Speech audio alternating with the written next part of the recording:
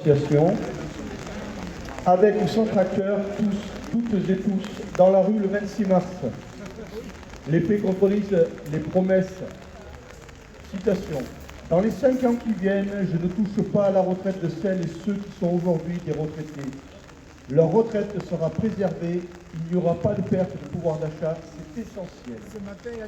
Ça, c'était la promesse du candidat Emmanuel Macron en 2017. Voilà, les promesses, sont bonnes que pour ceux qui les croient. La réalité, les faits, ce sont une inflation de 17% depuis début 2017. Donc l'inflation ont limité l'augmentation des pensions à 7,9, ce qui fait que les personnes en retraite ont perdu au moins 9,1% de pouvoir d'achat, plus le cumul des pertes de chacun des 84 mois qui s'élève à près de 3 mois de pension. Ça, ce sont des faits, ce sont des chiffres. Personne ne peut nous venir dénigrer ça. Et ça, c'est pas que c'est tous les syndicats qui sont sur ce tract et les associations de retraités. La revalorisation des pensions de 5,3% au 1er janvier 2023 n'est pas un cadeau.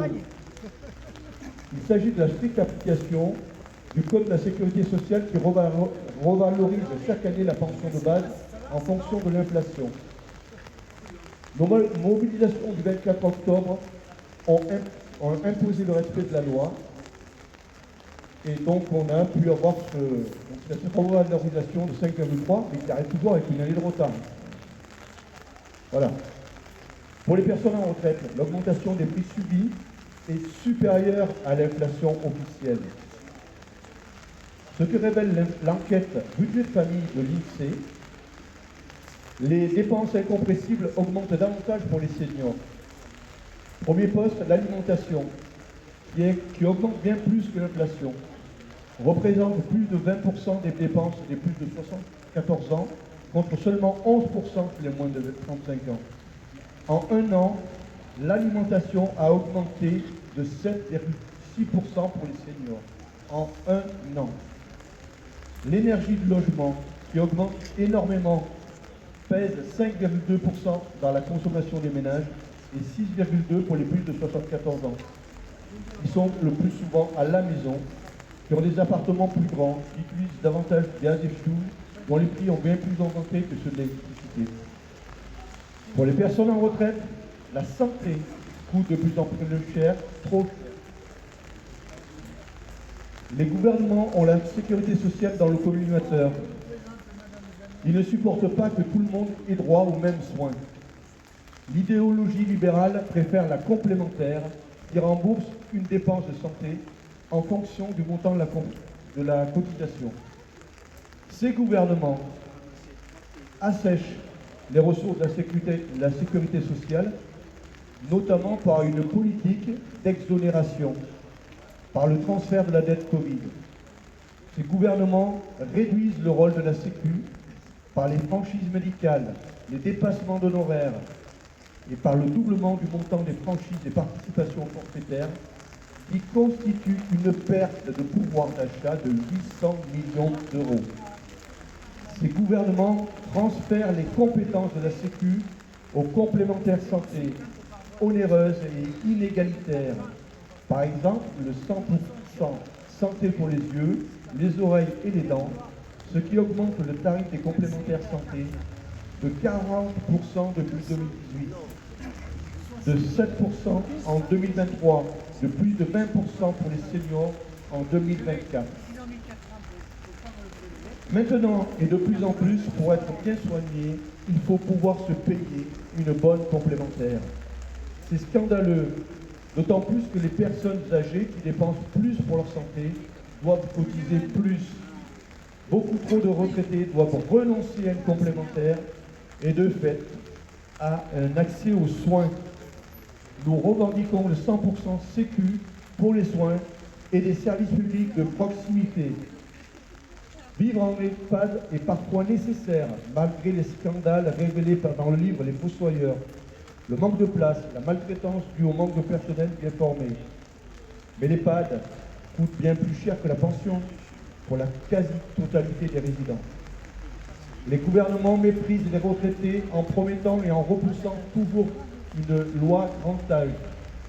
Maintenant, la nouvelle ministre des Solidarités, Catherine Vautrin, déclare le 20 janvier 2024 « Tout ne passe pas par la loi ». Et le Premier ministre, Gabriel Attal, n'en a même pas parlé. Nous revendiquons un grand service public de l'autonomie avec zéro arrêt à charge. Donc, tout cela engendre une augmentation de la pauvreté des retraités les plus démunis.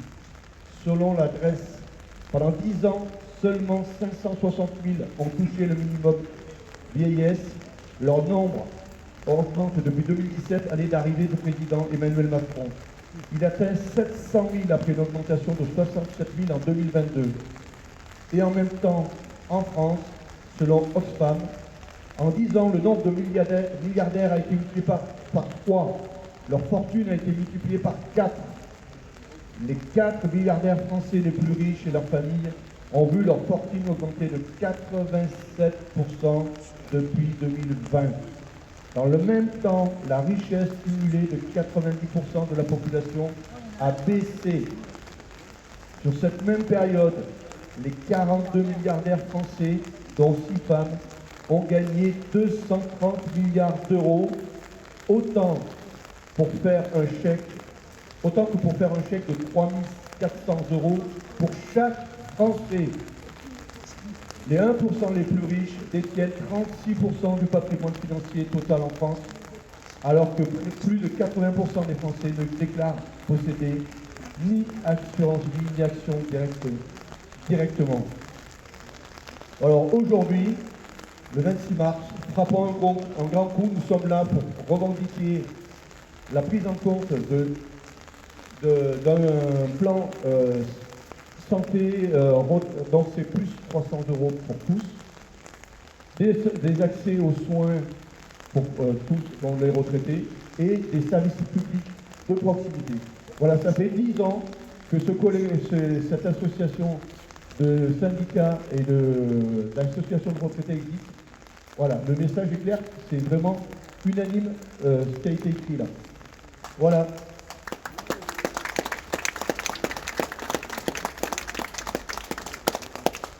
Bonjour à tous, je prends la parole pour la CGT. L'action que nous menons aujourd'hui pour l'augmentation de notre salaire socialisé, encore appelé plus communément pension, répond à l'appel national du groupe des 9, 7 syndicats et 2 associations. Mon camarade vient de vous lire le tract commun. Cet appel se décline sur tout le territoire. En Ardèche, nous avons 3 rassemblements, à Nonay et Aubenas, à 14h devant la sécurité sociale, et là maintenant, à Provins. Le rendez-vous était à 10h30. Dans notre rassemblement, la preuve par 9 est apportée par les drapeaux de la FSU, la CGT, mais il y a aussi des sans-drapeaux, et pourtant au moins cotisantes et cotisants, voire militantes et militants, à la FCR-FP. Je vous cite les différents syndicats présents dans ce groupe des 9 et ensuite les associations. Donc la FCR-FP, FO, la CFPC, Solidaire, j'ai vu un camarade de Solidaire, la CFE-CGC, et ensuite les associations, donc la LSR, Loisirs Solidarité Retraités, et Ensemble et Solidaires. Donc nous avons beaucoup de camarades de la LSR ici. La prochaine fois, je pense qu'on aura quelques drapeaux. Alors, pourquoi une énième action? Eh bien, notre salaire socialisé n'est plus indexé sur le salaire moyen. Et du coup, si la bataille des salaires se mène dans l'entreprise, celle des pensions, c'est dans la rue. Par signature, c'est dans la rue, par signature de pétition et envoi de courrier au gouvernement. C'est ce que nous avons fait tout au long de ces 10 années où le groupe des 9 existe. En janvier, le rattrapage de la perte subie en 2023, je dis bien que c'est un rattrapage de la perte qui a été subie en 2023, a été de 5,3%. Certes, cette augmentation Elle est bonne à prendre, mais elle est insuffisante en rapport aux augmentations qui pèsent le plus dans notre caddie, à savoir l'alimentation, ou dans notre vie de tous les jours, comme l'augmentation de 28% de l'électricité et de 82% du gaz en 2 ans, pourtant si indispensable pour chauffer nos appartements. Cette lutte, nous la poursuivons aujourd'hui, car la France est un pays riche. Dernièrement, le budget militaire a été augmenté de 40%, il est à 413 milliards d'euros. Bien que les actionnaires en 2023 aient vu leur montant de leur versement augmenter de façon impressionnante, soit 21%, et s'élever à 97,1 milliards. De plus, cette augmentation doit se poursuivre en 2024, où elle sera de 6,5%. On estime la fraude fiscale à 100 milliards d'euros. Les aides aux entreprises sans aucune contrepartie, ni conditions d'embauche ou d'investissement dans la recherche, par exemple, se montent à 157 milliards d'euros, ce qui représente quand même la moitié du montant des retraites. Et l'annonce de Gabriel Attal, notre Premier ministre de 34 ans, millionnaire à 26 ans, en réponse à nos revendications est que les mesures exceptionnelles de soutien du pouvoir d'achat vont progressivement disparaître. Par contre, l'arsenal de mesures d'exonération aux entreprises, sans contrepartie, comme je l'ai dit plus haut, CICE, CIR, CVAE, ou les niches fiscales avec suppression ou allègement de cotisations sociales, ce qui assèche d'ailleurs les caisses de la sécurité sociale, sont prolongées. Suite à la baisse des perspectives de croissance, pour tenir l'objectif de déficit, le gouvernement impose par décret une coupe de 10 milliards d'euros supplémentaires dans les dépenses publiques, une nouvelle fois au mépris du contrôle démocratique du Parlement et des bruits courent que la coupe serait de 20 milliards en 2025. Ce sont les politiques publiques qui vont payer un lourd tribut, vous le savez. Et notamment, je pense qu'en 2024, si nous ne continuons pas l'action, si nous ne revenons pas dans la rue, nous n'aurons pas d'augmentation. Il faut persévérer dans la lutte et dans l'action. Il faut que nous restions mobilisés parce que nous demandons, avec le groupe des 9, l'augmentation immédiate des retraites et pensions de 10%. Nous voulons des mesures solidaires pour revaloriser les petites pensions. Nous voulons aussi la rematérialisation des bulletins de retraite et pensions, parce que beaucoup de retraités n'utilisent pas Internet. Nous demandons aussi, parce que nous voyons que nous sommes un peu au bout du bout, le développement des services publics sur l'ensemble du territoire. Donc, nous allons être reçus à 11h30 par Madame la sous-préfète de Privas. Nous pensons... Pardon ? La secrétaire générale. Non, ce n'est pas la secrétaire générale. Moi, c'est pas la secrétaire. C'est... Si pourtant. Bon. Nous serons reçus à 11h30. Voilà. Et donc, je voulais savoir si parmi vous, il y avait des personnes de syndicats, des camarades syndiqués à la FSU ou à Solidaire qui souhaiteraient prendre la parole.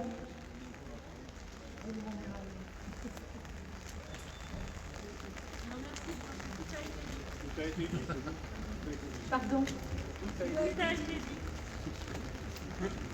Oui, bien sûr, puisqu'on a lu le tract du groupe des 9, donc effectivement, tout a été dit. Après, il y a de petites variantes d'un syndicat à un autre, mais ça varie pas beaucoup quand même. Voilà.